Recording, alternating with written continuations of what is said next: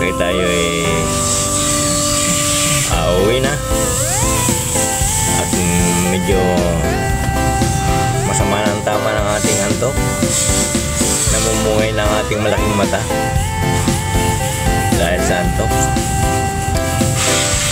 Siguro ang aking kita sobrang na sa pang-Noche Buena kasi mahigit 500, ibig sabihin sobra-sobra na ito sa Noche Buena. Kaya tayo gagrahin na. Masama naman pag sobra ang ating kita, sapat lang.